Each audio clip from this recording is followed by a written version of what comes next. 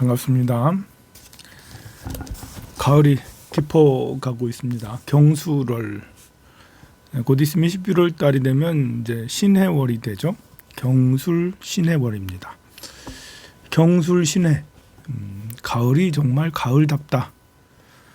갑을경정 모기경신 임계. 이제 갑을은 봄을 이야기하고 병정은 여름을 이야기하고 무기는 이제 중간중간에 있는 계절 바뀜을 이야기하고, 그리고 경신은 가을을 이야기하고 임계는 겨울을 이야기하죠. 천간이라고 불리는 갑을경 병정 무기경신도 가을을 얘기하고, 또 지지라고 하는 자축인묘 진사오미 신유술해라는 것 중에 술월, 유월, 신월 이런 가을을 이야기하거든요. 그래서 올해는 이제 경술, 신해월 이렇게 60갑자가 나가기 때문에 가을 중에 가을이다. 이제 가을의 기운은 우리를 성장을 멈추게 하고 더 여물게 하는 그런 힘을 가지고 있죠. 올라갔던 것이 땅에서 올라갔던 물방울들이 하늘에서 멈춰서 거기서 무게가 더 무거워지면서 이제 내려오려고 하는 그런 시기가 가을이죠. 성장이 다 되고 성장이 멈추고 이제 익어가는 시기가 가을이죠. 무거워져서 더 이상 올라가지 않고 이제는 내려오는 시기. 그래서 나이가 먹으면 이제 50대, 60대 이렇게 되는 시기가 이제 가을의 시기라고 할 수가 있겠죠. 더 이상 성장하지 않고 재물이든 뭐 이렇게 키든 몸무게든 어떤 상황이 무르익어서 이제는 점검이 필요한 때, 그리고 점검을 지나서 나중에 저장을 준비할 때, 익어가는 것을 다 익어가서 저장을 준비할 때, 이런 때가 가을이 될 수 있습니다. 그래서 가을다운 가을이라는 것은 그만큼 이제 무게가 크다. 이제 준비되지 않고 점검이 준비되지 않은 상태에서 갑자기 세무조사 딱 들어오면 뭔가 힘들잖아요. 비리가 드러나면 버티기 힘든 이런 경우가 또 가을 중에 가을이 될 수가 있겠죠. 차곡차곡 비리 없이 또는 어떤 실수 없이 성장해온 그런 이제 사람이나 회사나 그런 가족이나 그럴 경우에는 가을이 오히려 단풍을 즐기는, 익어가는 걸 즐기는, 가치가 상승하는 것을 즐기는 그런 것이 될 수 있으나 뭔가 부실 경영을 해왔다면, 그러면 이렇게 압수수색 또 세무조사 이렇게 들어오면 뭔가 이제 이렇게 버티지 못하고 힘든 일이 생길 수도 있는 것입니다. 그래서 가을은 무게가 무거워져서 내려가는 시기라서 본래 성장 막 올라갈 때는 아무 생각 없지만 무게가 무거워지면 마음이 힘든 거죠. 조사받는 다음에 힘든 거잖아요. 그래서 마음이 힘든 시기 가을이기도 합니다. 마음이 힘든 이런 것이 봄하고는 좀 다른데요. 봄은 뭔가 새로 시작하는 그런 느낌이기 때문에 뭔가 새로운 걸 시작해야지, 하지 않으면 마음이 힘든 거죠. 가을에는 시작보다는 하는 것을 더 이제 이렇게 내실을 기하는 이런 것이기 때문에 내실을 기하려고 하지 않으면, 정신적인 어떤 노력을 하지 않으면 마음이 방황할 수가 있는 거예요. 가을 여행을 떠나는 것도 좋습니다. 이렇게 단풍이 물드는 이런 시기에 가을 여행을 떠나는 것도 매우 좋죠. 가을 여행 중에 단풍이 가장 아름다운 곳은, 제가 아무리 전국을 다 다녀봐도 전국에서 단풍이 가장 아름다운 곳은 어딜까? 제 개인적으로는 설악산이 가장 아름다웠어요. 이렇게 수렴동 계곡, 또 구곡담 계곡, 그러니까 봉정암 올라가는 그 길, 이제 대청봉에서 봉정암 내려오고, 봉정암 자체에도 단풍이 굉장히 좋거든요. 그리고 봉정암에서 백담사까지 내려오는 길, 또 백담사에서 용대리까지 내려오는 그 길, 저는 이제 해마다 거기를 가게 되는데요. 거기가 단풍이 제가 본 중에는 제일 아름다웠습니다. 혹자는 내장산에 단풍이 훨씬 더 아름답다라고 하는데, 이렇게 설악산 깊고 깊은 한 발짝 한 발짝 걸어가면서 다 이렇게 보고 폭포하고 절벽하고 산세하고 어우러져서 보여지는 느껴지는 단풍은 어디를 비할 때 비할 바가 아닌 것 같습니다. 지리산도 단풍이 좋지만 계곡하고 산세라고 뭐 분위기하고 뭐 모든 것이 역시 설악산이다. 금강산이 좋겠죠. 금강산이. 근데 저는 금강산을 안 가봐가지고 금강산의 가을 단풍이 어떤지는 잘 모르겠으나 혹자는 가을 단풍 금강산보다 설악산이 더 낫다라고 하는 사람도 있을 정도니까요. 그리고 가을에 또 좋은 곳이 뭐 부속사 이런 데 좋지 않겠습니까? 예, 기대가 됩니다. 뭐 축서사, 부속사 이런 단풍도 굉장히 좋을 것 같고요. 뭐 해인사 뭐 역시 단풍이 훌륭할 것 같습니다. 전국에 이렇게 큰 사찰, 대형 사찰, 심산 유곡의 본사급의 굉장히 큰 사찰들은 뭐 다들 단풍이 수려하고요. 그리고 천년 고찰들의 사찰들도 역시 단풍이 대체로 좋습니다. 가을에 가기 딱 좋은 곳이 사찰들이죠. 사찰은 오래된 무겁고 뭔가 이제 이렇게 생각, 사상, 철학이 그 도량 안에 천년 동안 새겨져 있어요. 가을은 그런 곳을 찾아야 되거든요. 오래되고 뭔가 영감을 주고 하나의 그 건물이나 지형이나 거기에 많은 것을 함축하고 많은 것이 담겨져 있는 그런 곳을 찾아가서 그런 곳에 이렇게 머무르면 깊은 생각에 빠지게 되죠. 내가 왜 태어났나? 어떻게 살아가야 될 것인가? 사람이 죽으면 어떻게 될 것인가? 이런 깊은 사고를 하게 돼요. 가족은 부부는 왜 이루어지고 아는 왜 나서 양육을 하고 어떤 인연으로 부부가 되고 어떤 인연으로 가족이 되었나? 어떤 인연으로 내가 회사에 들어가고 어떤 인연으로 내가 출가를 하게 되고 어떤 인연으로 절에 다니고 어떤 인연으로 뭘 하는가? 이런 것들은 산사에 가면 그 생각이 더 많아지죠.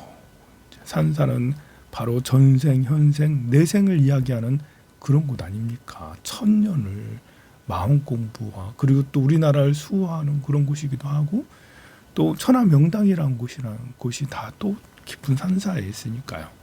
그래서 가을에는 산사를 찾아가는 것이 내 마음속에 가을의 무거움을 이겨낼 수 있고 극복할 수 있는 그런 곳이라 생각을 합니다. 이렇게 이제 가을이 점점 깊어가고 마음은 점점 더 무거워지고 더 강해지고 그래야지 이제 무거움을 견뎌내고 이겨낼 수 있는 것 아니겠습니까? 불교는 굉장히 오래된 종교이죠. 또 삶의 생로병사를 다 얘기해요. 왜 태어났는지 고민을 하게 하죠. 우리 대승불교에서는 태어난 이유가 원생, 업생 이렇게 나누죠. 원력을 가지고 태어났다.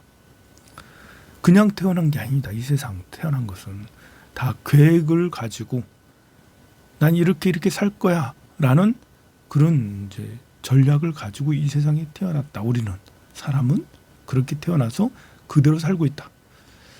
나는 가난할 거야. 나는 부자일 거야. 나는 잘생길 거야. 나는 장애를 가질 거야.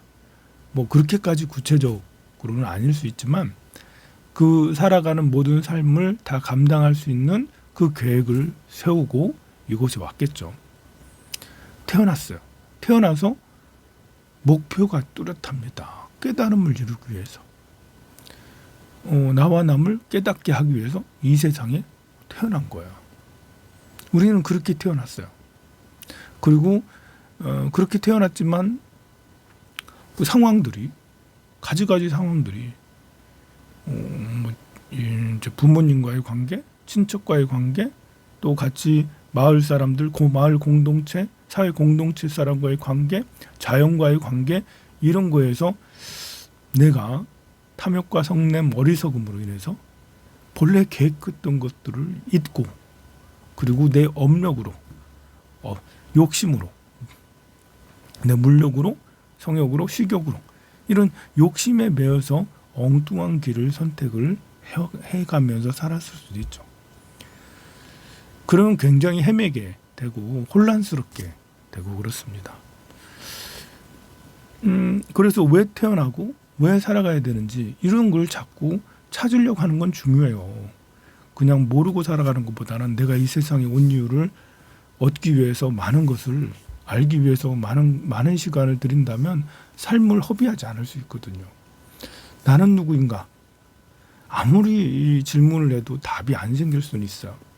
하지만 나는 누구인가를 고민할 때 경전에서 부처님 가르치면서 뭔가를 찾아내면 그러면 확신까지는 아니더라도 자기가 흔들리지 않는 마음을 낼 수가 있죠. 흔들리지 않을 수가 있단 말입니다. 그리고 어디로 우리는 왜 늙고 왜 늙어서 죽어야만 하는가? 젊게 살다가 죽으면 안 되나? 늙어서 병들어서 죽고 아니면 누군가는 큰 사고로 인해서 비명행사로 객사로 아니 그 병들지도 않고 나이도 많지도 않았는데 늙지도 않았는데 20대 30대 갑자기 익사하거나 교통사고하거나 아니면 어떤 전쟁이나 이런 걸로 죽거나 하는 경우도 있잖아요. 왜 그런 사람들은 있는가? 그런 사람들은 복이 없어서 그런가? 그런 아들을 둔 사람은 그런 딸을 둔 사람은 얼마나 큰 이제 시련을 겪는가? 왜 그렇게 시련을 겪는 건가? 이런 거에 대해서 생각을 하고 왜 그런 걸까? 질문을 던지고 거기 그 질문을 찾으려고 노력을 한다면 그러면 이제 그런 일이 생겨도 그런 거에 대해서도 초연할 수 있고 그런 걸 감당할 수가 있는 것이죠. 그리고 늙음은 누구나 오는 거예요. 노후를 준비한 사람과 준비하지 않은 사람은 정말 차이가 큽니다. 노후 준비는 재물로만 하는 게 아니에요. 연금을 많이 들어놨다. 이것만 노후 준비가 아니죠. 늙음이란 게 뭔가? 나이 들어서는 어떻게 해야 되는가? 가족 관계는 뭔가? 어떻게 가족 관계를 해야 되고 친구 관계를 해야 되고 사회 공동체 관계를 어떻게 해야 되는가? 내가 나이 들어서는 어떤 관계를 가져야 되는가? 이런 것들을 고민을 했다면 그러면 아주 자연스럽게 살아가는 모든 것이 자연스럽게 그렇게 굉장히 아둥바둥하지 않아도 자연스럽게 의도한 대로 흔들려갈 수가 있겠죠. 나이 들어도 자격지심이 생기지 않고 돈이 없어도 자격지심이 생기지 않고 이런 사람들은 돈 없으면 죄 지은 사람처럼 자식한테 정말 미안해요. 내가 너희들 자식한테 죄인인 것처럼 얘기하죠. 가난한 게 죄는 아닌데 이상하게도 아이들한테 자식들한테 죄인처럼 이제 미안한 거예요. 그리고 남들 앞에서도 떳떳하지 못한 거예요. 그거는 어떤 재산에 대한 재물에 대한 고찰 생각을 해오지 않았기 때문에 그래요. 늙었다고 사람들 앞에서 미안하다 이렇고 이 늙은 게 죄인 늙은 게 죄지 젊은 사람들 앞에 당당하지 않고 절에도 나이 연세가 많은 80이 넘고 70이 넘고 하시는 분들은 절에 잘 안 오시려고 그래요.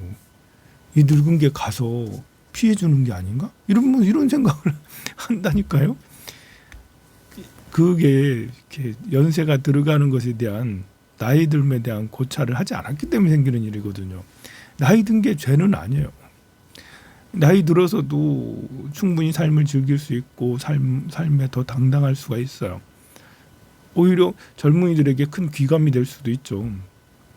돈을 써야지만 귀감이 되나요? 아닙니다. 그 나이 들어서도 계속 절에 다니고 당당할 수 있으려면 역시 그래야 되는 거죠. 누구 돌아가시고 난 다음에 돌아가신 이제 이런 것들도 우리 주변에 사람들 많이 돌아가시잖아요. 특히 이제 이렇게 가족들이 부모님이 형제가 뭐 이런 사람들이 돌아가실 때는 그래도 잘 모를 때는 그냥 뭐 장례식장에서 이렇게 추모나 해주고 그걸로 끝나지만 우리 불교에서는 사십구제를 지내주잖아요. 돌아가시고 난 다음에 사십구제가 왜 필요한지 죽음 이후의 삶이 무엇인지 어떤 것을 겪는지를 안다면 49제를 안 지낼 수가 없어요. 죽음 이후에 다시 환생을 하게 되는데 다시 환생을 하기 전 기간이 이제 49일의 기간 아닙니까? 이 49일의 기간이 마치 이제 비유하자면 이사하는 거랑 비슷해요. 내가 이곳에서 살다가 몸을 다 이제 몸 에너지가 다 끊기고 몸이 다 이제 몸이 죽었어. 그리고 몸이 화장터에서 다 불살라지고 가루만 남았어요. 내 마음은 이제는 내 영혼은 다시 새로운 이제 그 몸을 찾아서 떠나죠. 그럴 때 이사하는 거랑 비슷하기 때문에 이사 준비가 된 사람은 공덕이 쌓여 있어서 다음 이사 갈 곳이 어느 정도 정해져 있어. 그래서 그 길로 가면 돼. 그런데 이제 죽음 이후에 뭘 어떻게 해야 된다는 걸 모르는 사람들은 이사 준비가 안 돼 있죠. 내가 있는 돈은 다 쓰지 못해서 안타깝다. 다 물려주지 못해서 안타깝다. 이런 것만 하지. 내가 죽기 싫어. 이런 것만 생각을 하지. 다음 죽음 이후의 삶을 알면 죽음에 대한 애착도 많이 떨어지죠. 빨리 가야겠다. 이제 몸 바꿔야지. 이러면서. 그리고 이제 내가 더 좋은 곳으로 가야 되기 위해서 노력을 하게 되죠. 나이가 들면 죽음 이후의 삶을 알면. 그리고 그 사람이 노력하지 않았어도 옆에서 인연이 되는 아니 우리 그 친한 친구나 형제가 이사 간다면 이사 비용을 들어주잖아. 이사 비용 얼마씩 조금이라도 도와주고 아니면 가서 짐이라도 들어주고 또 알아보는데 어디로 가라고 인도해 주는데 잘 모르면 이쪽으로 가서 저쪽으로 가세요라고 인도해 주면 이게 영혼은 이제 우리의 의식과 연결돼 있기 때문에 우리가 무시하면 그냥 연결이 끊어지지만 우리가 정성 들여서 나무아미타불을 하세요. 지장보살을 부르세요. 극락세계 왕생해야죠. 이제 이곳에 애착을 끊고 다음 생으로 넘어가셔야죠. 라고 이렇게 설득을 하면 그러면 그대로 이어집니다. 마치 맨들레 홀씨가 바람에 따라서 비옥한 곳으로 떨어지기도 하고 돌에 떨어지기도 하고 불에 떨어지기도 하고 물에 떨어지기도 하는데요.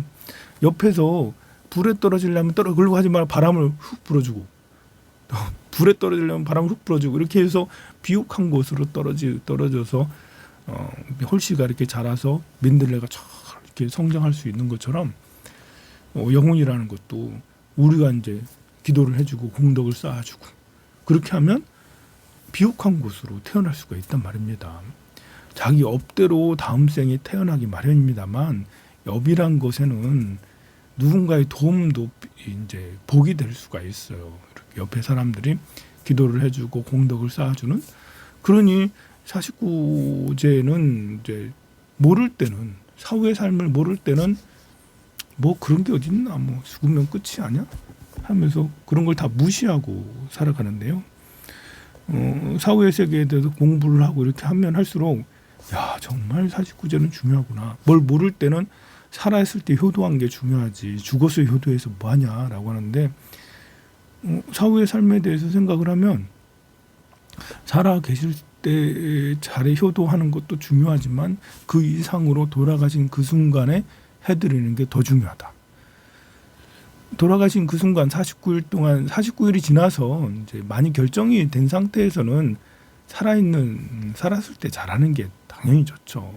죽고 나서 다음 생에 어디 태어나거나 뭐 구천을 헤매거나 어떻게 하더라도 그렇게 그 사후에 몇 년이 지나서 뭐 해주는 것은 큰 영향이 그렇게까지 크질 않아요.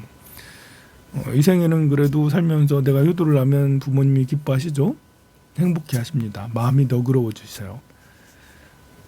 그런데 돌아가신 직후부터 49일 동안은 운명이 바뀌어지는 거죠.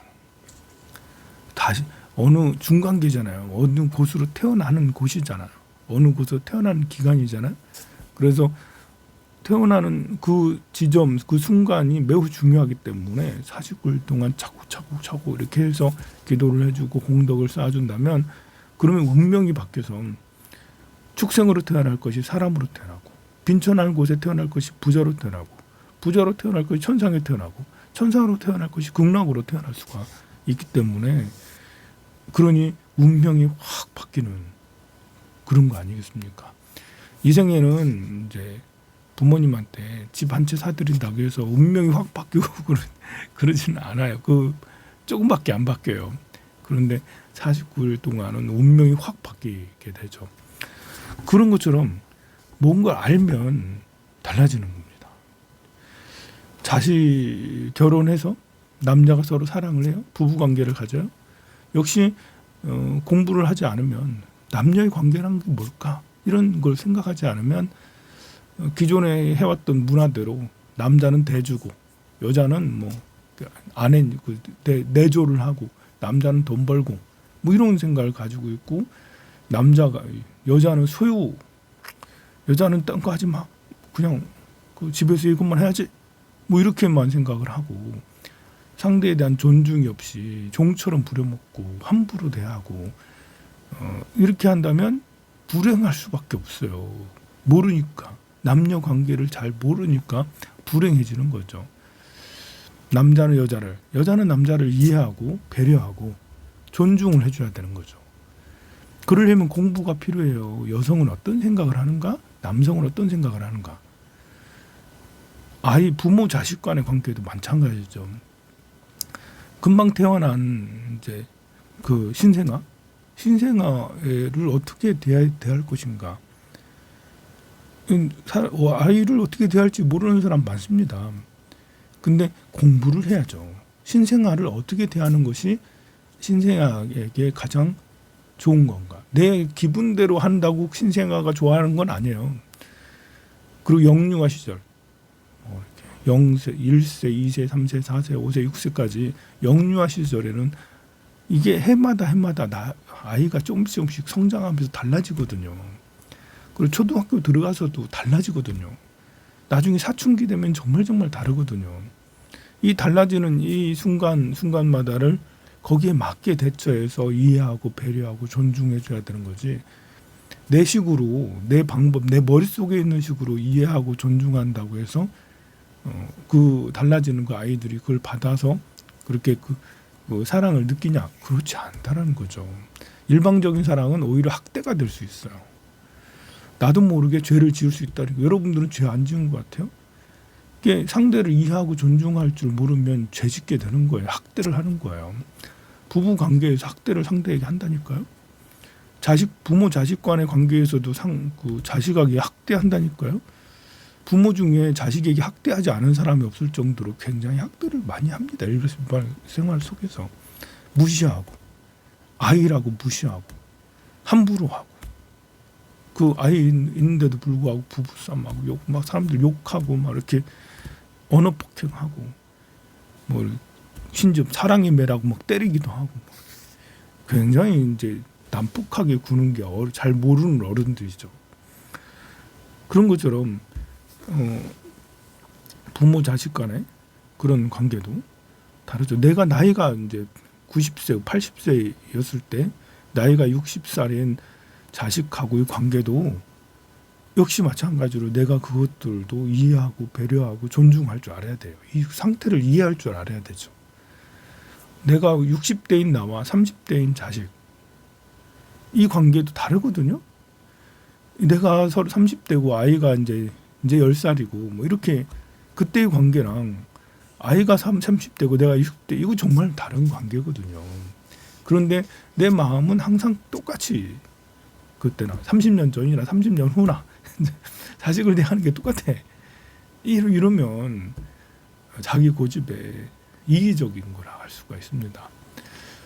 사람과의 관계뿐만 아니라 뭐 가족뿐만 아니라 사회에 나가서 사람들과의 관계에서도 그렇고요. 그리고 물건과의 관계, 재물과의 관계에서도 마찬가지죠. 돈이 있을 때와 돈이 없을 때. 돈을 잘 모르니 재물에 대해서 잘 이해를 못하니 내 방식으로 돈을 벌겠다 해서 누구는 이제 잘해서 성공해서 부자가 되지만 부자 될 확률보다는 가난해질 확률이 더 높습니다. 부동산이든 주식이든 모르고 사면 그냥 덥석 사면 남이 좋다고 하니까 덥석 사면 당연히 맹지거나 물리거나 이러는 거죠. 또 옆에 사람이 좋다고 친구가 그렇게 추천한다고 해가지고 그거 사면 역시 이것도 대부분 그 좋지 않을 때가 많습니다. 내가 직접 공부를 하고 직접 매수매도 이런 것들을 해가면서 공부해가면서 이렇게 하면 점점 실수를 줄이게 되죠. 우리는 일확천금 또는 갑자기 하늘에서 떨어지는 부자 이런 걸 생각을 하는데 부자는 그렇게 해서 부자가 아니고요. 재물과의 관계는 계속 재물과 나와의 관계를 좋은 관계를 설정을 하면서 계속 배워가야 된다는 거죠. 내 입장에서 말고 재물의 입장에서 이해하는 방법. 사람과의 관계에서도 내 입장 말고 상대와의 입장에서 하는 방법 똑같습니다. 권력도 마찬가지고요. 그러니 이런 것들을 다 이제 내가 알면 이제 이렇게 사기도 덜 당하고 배신도 덜 당하죠. 근데 잘 모르는 사람일수록 배신 당한다니까요. 사실 배신 당하는 게 아니에요. 상대는 배신했다고 생각하지 않아요. 스스로가 내가 배신 당했다고 막 억울해하는 거죠. 잘 모르는 사람일수록 억울한 일이 더 많아지고 피해 보는 일이 더 많아져요. 그러니 계속 끝없이 배워 나가야 되는 것이 우리네 삶이라 할 수가 있어요. 우리 부처님의 가르침은 그 모든 이치를 그 깊이 있는 눈으로 통찰하고자 하는 위파사나를 늘 강조를 하십니다. 세상의 무상과 고무아를 관찰하여라 라는 것은 세상이 얼마나 무상한지 무아인지 그리고 공한 건지 이런 것들을 통해서 내 통찰의 힘이 더 강해지는 것이거든요. 불교의 이런 이제 이렇게 관찰하는 힘은 나를 튼튼하게 할 뿐만 아니라 나를 실수하지 않게 하고 더 나은 삶으로 만들어지게 되죠.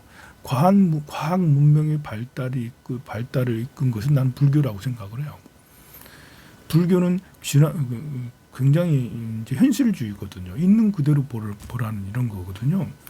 저는 뉴턴의 중력의 법칙도 불교적 시각이기 때문에 중력의 법칙을 발견했다라고 생각하고 아인슈타인의 상대성 원리도 역시 부처님의 지혜와 자비의 현실 직시 부처님의 안목으로 세상을 바라보기 불교적으로 세상을 바라보는 그런 힘이 세상에 미쳐서 세상에 영향을 끼쳐서 아인슈타인 상대성 이론들이 만들어지게 되는 거고 불교의 이런 그 세상을 있는 그대로 바라보려고 하는 그런 노력이 양자역학을 만들어내고 지금 현재의 천체 물리학을 만들어냈다라고 생각을 해요. 그렇지 않으면 아직도 이렇게 샤머니즘에 얽매여 있거나 아니면 이제 이슬람이나 기독교를 비하하는 건 아니지만 이제 이렇게 그들은 절대 그 유일신을 이야기를 하잖아요. 신의 논리로 세상의 섭리를 이해하게 하고 우리는 신의 논리로 이야기하는 게 아니라 인간의 논리로 자연 현상 있는 그대로 연기적 관점에서 보기 때문에 과학적 사고를 할 수밖에 없어요. 그런데 신이 이 세상을 만들었으니 더 이상 논의하지 마. 생각도 하지 마. 알라신이 세상을 만들었어. 신이 이 세상, 가드가 세상을 만들었어. 여호와가 만들었어. 이렇게 되면 이제 고민할 필요가 없죠. 있으라 하면 있고 이제 사라져라 하면 사라지고 이제 사람을 만든 것도 신이 이렇게 만들었다고 이렇게 하면 우리가 왜 생겼지? 이런 고민을 할 필요가 없습니다. 이게 찰스 다윈의 그런 그 진화론 이런 것들도 부처님의 이제 세상을 관찰하는 그런 방법이 이제 세상에 널리 퍼지다 보니까 당연히 진화론 쪽 관점으로 진화론이 영기적 관점 아닙니까? 그렇게 해서 이런 생물학도 발전을 하게 되는 이런 것이고 역시 이런 것은 미래학도 역시 마찬가지로 우리 여기에서 불교는 이제 보여주는 것만 또 얘기하는 게 아니기 때문에요. 4차원, 5차원, 6차원의 그런 차원도 더 이상의 더 높은 차원의 이야기도 합니다. 멀티버스 요즘에 많이 이야기하죠. 다중우주론 이런 것도 얘기하잖아요. 네, 불교는 이제 부처님의 가르침은 이렇게 이제 현실 세계뿐만 아니라 이상 세계도 충분히 이렇게 말씀을 하시기 때문에 현실 세계인 우리 그 지구 더 나아가서 뭔가 좀 다른 세계가 있는 평행우주론 해서 다중우주 또 멀티버스 뭐 이런 것들도 충분히 불교적 시각으로 이렇게 발전시킬 수 있는 그런 걸 알 수 있습니다. 불교가 얼마나 빨리 들어와서 불교 부처님의 지혜의 가르침대로 세상을 보느냐, 나 자신의 개인도 중요하지만 사회에서도 매우 중요하죠. 우리나라는 불교가 이제 그 고구려 때 소수림왕 372년 이때 그 서기 372년이죠. 그때 소수림왕 시절에 처음으로 불교가 이제 공인이 됐어요. 이미 이제 불교는 조금씩 들어와 있었을 거예요. 민간 신앙으로 인해서 이제 정부에서 공식적으로 공인이 된 게 372년이라는 것입니다. 이제 백제 같은 경우 384년 이제 그 백제는 이제 384년 시절에 침류왕 때 이제 백제가 그 불교가 들어왔고요. 공인이 되었고요. 신라는 527년에 나도 화상이 이제 순교하면서 527년에 불교가 이제 공인이 됐어요. 정부에서 공인이 될 정도면 이제 불교가 어느 정도 이제 무르익었거나 많이 사회에 이제 인지가 많이 되었다는 것이죠. 새로운 사상, 뭐 그 전에도 불교적 사고를 해왔겠지만 불교적 사고가 주류가 되지 않았고 샤머니즘적인 사고가 주류였던 사회였었어요. 고구려 백제 신라들이 고대 사회가 대체로 샤머니즘이죠. 샤머니즘이라고 나쁜 건 아니에요. 이제 그 자연과 함께하는 것이기 때문에 샤머니즘이 자연계에 다 이제 신이 깃들어 있다. 나무에도 신이 깃들어 있고 또 땅에도 신이 깃들어 있고 나무에 그 하늘에게도 신이 깃들어 있다. 지금도 역시 이제 쓰여지고 있는 것이고 불교에서도 부정하지 않고 불교에서도 그런 걸 신봉을 해요. 다만 거기에만 치우치게 되면 그러니까 나무에게 제사를 지내거나 땅에게 제사를 태양에게 제사를 지내거나 이것만 제일 중요하게 여겼던 시절이 샤머니즘적이라는 거지. 그래서 그것이 나쁘다라는 건 아니고 그것이 너무 중요시 여겼다면 그러면 이제 더 중요한 게 있는데 신이 나무에 들어가 있다라는 생명의 에너지가 나무에 들어가 있다는 그런 것도 중요하지만 더 중요한 것이 있잖아요. 더 중요한 자비와 지혜가 있는 거죠. 우리는 사람으로서 깨달음, 또 육도 윤회에서 벗어나는 거, 또 모든 중생들이 해탈하는 거, 어둠 속에서 벗어나는 거, 괴로움에서 벗어나게 하는 거, 모두 다 성불하게 하는 거, 이런 게 더 중요하다고 불교는 얘기를 하는 거죠. 그러니까 자아 실현이 훨씬 더 중요하다. 나무에 생명의 에너지가 들어서 목신이 들어가 있다는 것도 중요하겠지만 그 목신이 해탈을 해서 깨달음을 얻고 그 목신을 바라보는 나도 역시 해탈을 해서 깨달음을 얻고 이게 더 중요한 것을 얘기하는 거죠. 하나님이나 알라신 이 세상을 만들었다가 중요한 게 아니고 이 만들어진 세상에서 살아가는 모두가 다 완전한 깨달음에 이르러서 완전한 행복을 무너지지 않는 행복을 얻으라는 이런 것이 더 중요한 것이죠. 그래서 계속 과학적 사고를 통해서 과학적 사고를 계속 하는 거죠. 과학을 탐구하는 거예요. 불교인들이 세상을 보면서 세상이 이렇게 이루어져 있구나. 부모 자식 간의 관계도 계속 관찰을 하라는 거죠. 부모님을 존중하고 이해하고 배려하라는 거예요. 아이를 존중하고 이해하고 배려하라는 거예요. 왜냐하면 부모를 깨달음에 이르게 하고 아이를 깨달음에 이르게 하려니 나도 깨달음에 이르게 하려면 가장 기본이 배려, 존중, 이해거든요. 배려해주고 존중해주고 이해를 해야 되는 거예요. 이해가 돼야지 존중과 그 배려가 있는 거 아니겠습니까? 그래서 불교가 세상에 부처님이 세상에 태어나신 것은 그래서 참 중요한 거다. 이전부터 있었던 이런 그 사람의 깨달음, 우리 자아 실현 이런 것들이 있었으나 부처님이 이것을 가장 중시 여기게 해서 주류 사상으로 만들었다. 주류 사상으로. 이미 있는 사상인데 사람들이 그거보다는 딴 데 정신이 팔려 있었던 이런 때 부처님께서는 제일 중요한 것은 자타이르시 성불도지. 너와 내가 모두 다 행복한 게 제일 중요한 거야. 라고 강조하셨고 그 길로 부처님은 깨달음을 이루셔서 육도연에서 벗어나셨고 역시 제자들을 그 길로 인도를 해줬습니다. 그것이 3000년 동안 쭉 내려와서 지금에 이르렀고 지금의 우리는 그러면 절을 다니는 게 중요하냐? 절복을 입는 게 삭발을 하고 이제 충복을 입고 법복을 입고 사시불공을 올리고 이런 게 중요하냐?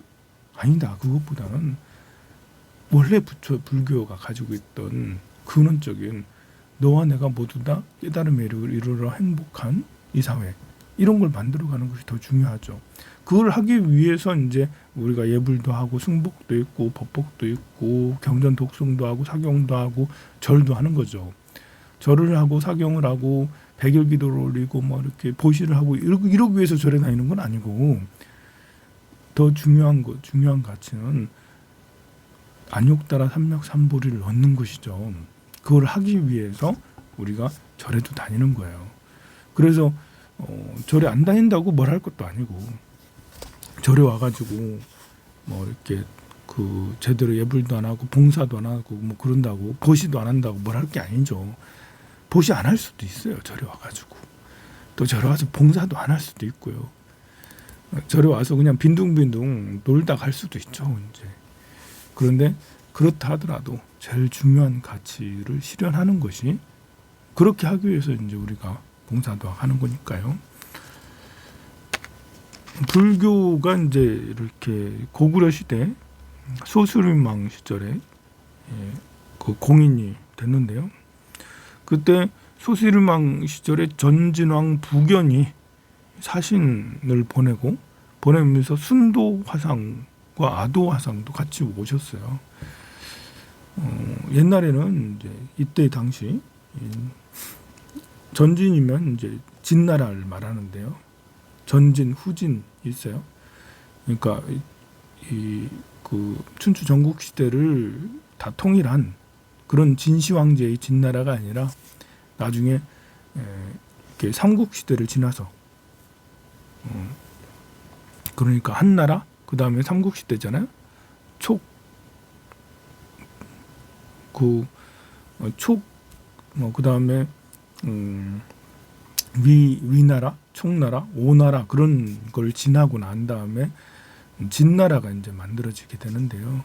그 진나라가 또 무너져서 전진 뭐 이런 식이 됩니다. 그렇게 됐을 때 그때 왕이 부견이었는데 그때는 이제 516국이라고 해서 그 한나라 시절에는 불교가 그렇게 융성하지 않았었어요. 그 부처님이 열반하시고 한 500년이 지나서 그 중국의 불교가 전해졌는데 그때 한나라 시절이었습니다. 근데 한나라는 자기 자체의 유교 같은 이런 도교 같은 이런 것을 중요하게 여겨서 그런지 불교에 큰 관심을 보이지 않았고요. 한나라가 무너지고 나면서 이 한 나라가 이제 어떤 큰 나라가 무너지거나 뭐 어떤 다른 나라 이렇게 되면 이제 그 정치 변화가 심하면서 문화적 혼란이 생겨요. 그때 이제 북방 민족들이 대거 남쪽으로 내려와서 중국 전역을 지배를 하기도 하거든요. 그러니까 전통 사상이었던 그런 사상보다는 북방 민족에서 내려와서 이렇게 했기 때문에 불교를 그때 많이 받아들이게 됐습니다. 그래서 불교는 516국 한나라 시대가 지나고 나서 우리가 삼국지에 보면 의외로 이렇게 중국의 삼국지면 그 이제 4세기 이때를 말하는 거거든요. 4세기, 5세기 이런 때인데 그러면 그 정도 때면 불교 이야기가 많이 나와야 되지 않아? 이런 생각이 들 텐데 삼국지에는 이제 제갈공명, 유비, 관우, 뭐 조조 이런 얘기가 많이 나오지 그 사이에 스님 이야기는 거의 나오지 않아요. 절 이야기 거의 삼국지를 쭉 읽어보면 절이 의외로 얘기가 잘 안 나옵니다. 그 말은 이제 불교가 아직 그렇게 보편적으로 많이 퍼지지 않았기 때문에 그때만 해도 그 시기가 지나고 곧바로 이제 바로 불교가 크게 융성을 해요. 출가자도 수백만 명씩 생기고요. 절도 수천 개, 수만 개씩 절도 막 만들어지고, 그러니까 삼국지가 쓰여진 삼국지의 배경이 되는 그때 위나라, 충나라, 오나라 그 때는 불교가 이제 막 퍼지기 시작할 때였고, 그 이후에 기하급수적으로 막 이제 불교가 확산이 되는데요. 그것은 북방민족이 내려와서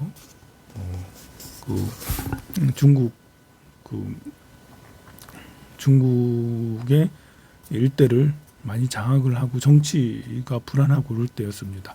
그래서 새로운 이념 체계로 불교를 받아들이게 됐습니다. 그때 이제 바로 우리 고구려도 전진왕, 그때 전진이라는 나라의 부견 왕이 우리에게 이제 외교할 때 사신도 보내고 스님과 경전도 같이 보냈어요. 불교는 어떤 하나의 종교와 철학에서 벗어나서 정치 이념하고도 관계가 있어요. 또 그리고 스님들 그 정치 당시에 외교 사단을 보낼 때 외교 사단들이 이제 지금처럼 안전하지가 않아요. 사막을 건너기도 하고 바다를 건너기도 하고, 지금은 바다 건너는데 건너면서 죽는 사람이 없습니다만 옛날에는 배 타고 바다 건너면 많은 사람이 죽었어요. 그래서 종교인들 그런 때 많이 이제 같이 대동합니다. 그러니까 실크로드 막 건널 때, 그 실크로드가 이제 사막도 건너고 그 히말라야도 건너잖아요. 넘잖아요. 그럴 때 스님도 같이 가게 해요. 경전도 같이 딸려 보내기도 하고요. 왜냐하면 스님과 경전은 진호 국가라고 해가지고 이렇게 보호의 의미가 있어요. 그리고 이렇게 벽사라고 해서 나쁜 귀신을, 요괴를 물리치는 이런 게 있어요. 그 재앙을 물리치는 게 있고요. 또 호상에서 길상의 의미가 좋은 기운들이 내려온다라는 거죠. 보호를 또 해준다는 거예요. 결계의 의미가 있어요. 그래서 옛날에 이렇게 그 이제 무슨 이제 그 무역 산단이라든지 국가에서 보시는 사신이라든지 이런 경우는 스님들을 딸려서 이제 보내는 스님들도 같이 거기에 포함돼서 상단에 포함되거나 사신단에 포함되는 그런 경우가 자주 있었습니다. 심지어 임진왜란 당시에도 일본에서 우리나라를 쳐들어오는데 그 배에다 스님을 모시고 각 무사들 중에 중요한 이제 장급 무사들은 항상 스님을 이렇게 책사로 옆에 이렇게 책사 또는 기도해 주시는 이런 분으로 옆에 모시고 그렇게 할 정도였어요. 전쟁을 하는데 스님이 가가지고 같이 따라가가지고 뭐 한다는 거 좀 말도 안 되고 좀 부끄럽습니다만 그런 짓도 스님들이 했어요. 선교사들이 제국주의 시대 이제 전 세계 아프리카 이제 아메리카 지역에 이렇게 그 유럽에서 이제 제국주의로서 이제 점령을 다닐 때 제일 먼저 파견되는 게 역시 신부님들, 종교인들이 제일 먼저 파견돼서 그들이 선교의 목적으로 가신 신부님은 순수한 마음으로 가셨지만 보낸 사람은 순수하지 않게 이제 그 점령하기 위해서 보내고 했던, 그렇게 해서 큰 효과를 많이 봤던, 그래서 지금의 기독교가 온 세계에 퍼져 있는 거 아니겠습니까? 불교는 사실 그 정도는 아니었는데 이제 임진왜란 이런 때는 좀 특이한 거고요. 대부분의 이제 스님들은 그렇게까지 전쟁에 참여하거나 그러지 않습니다. 행복한 가을 되십시오. 성불하세요.